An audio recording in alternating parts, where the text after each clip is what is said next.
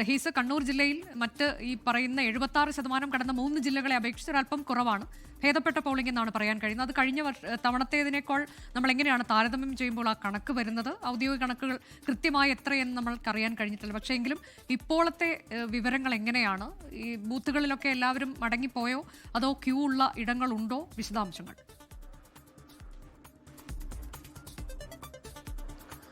അനുജ, ഏറ്റവും ഒടുവിലായി പുറത്തു വരുന്നത് 75.76% ജില്ലയിൽ ആകെ പോളിംഗ് ആയി പുറത്തു വരുന്നത്. കഴിഞ്ഞ വർഷത്തെ താരതമ്യം ചെയ്തു വരുമ്പോൾ കൃത്യം 3% കുറവാണ്. കഴിഞ്ഞ തവണ 78.6 എന്നുള്ള നിലയിലായിരുന്നു പോളിംഗ് ഉണ്ടായിരുന്നത്. ഇത്തവണ അത് 75.76 എന്ന നിലയിലേക്ക് മാറിയിട്ടുണ്ട്.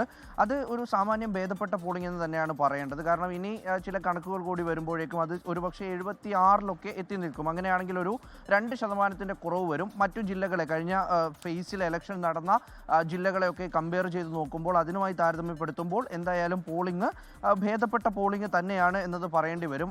ഉച്ചവരെ കണ്ണൂരിൽ വലിയ പോളിംഗ് ഒന്നും ഉണ്ടായിരുന്നില്ല. പക്ഷേ ഉച്ചയ്ക്ക് ശേഷം ഈ വോട്ടർമാരൊക്കെയും കൃത്യമായി പോളിംഗ് ബൂത്തിലെത്തി. അതിൻ്റേതായിട്ടുള്ള ക്യൂ പല ബൂത്തുകളിലും ഉണ്ടായിരുന്നു. നിലവിൽ കോർപ്പറേഷനിലെ ബൂത്തുകളിലൊന്നും തന്നെ ക്യൂ ഇല്ല. ഇരിട്ടിയിലും ഒപ്പം തന്നെ മറ്റ് ചില സ്ഥലങ്ങളിലും ഈ വോട്ടിംഗ് യന്ത്രം തകരാറായതുമായി ബന്ധപ്പെട്ടുള്ള ചില റിപ്പോർട്ടുകൾ നമ്മൾ രാവിലെ നൽകിയിരുന്നു. അതുമായി ബന്ധപ്പെട്ട് അവിടെ ചില ക്യൂ ഉണ്ട്. അവിടെ ഈ 6 മണിക്ക് ശേഷം ക്യൂവിൽ നിന്നവരെ ടോക്കൺ നൽകി അവർക്ക് ഇപ്പോൾ വോട്ട് ചെയ്യാനുള്ള സാഹചര്യം ഒരുക്കി കൊടുത്തിട്ടുണ്ട്. അപ്പോൾ അവർ വോട്ട് ചെയ്യുന്നുണ്ട്. അതാണ് പ്രധാനമായിട്ടും ഈ കോർപ്പറേഷനെ സംബന്ധിച്ചുള്ളത്.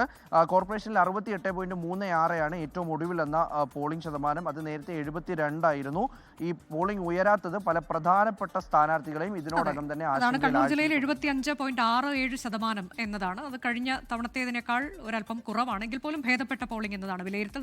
ലോകത്തെവിടെയായാലും ഏത് സമയത്തും 24 വാർത്തകളും ഓഗ്മെന്റഡ് റിയാലിറ്റി പാക്കേജുകളും എക്സ്പ്ലെയിനറുകളും വിശദമായി കാണാൻ ഞങ്ങളുടെ യൂട്യൂബ് ചാനൽ നിങ്ങൾക്ക് സബ്സ്ക്രൈബ് ചെയ്യാം.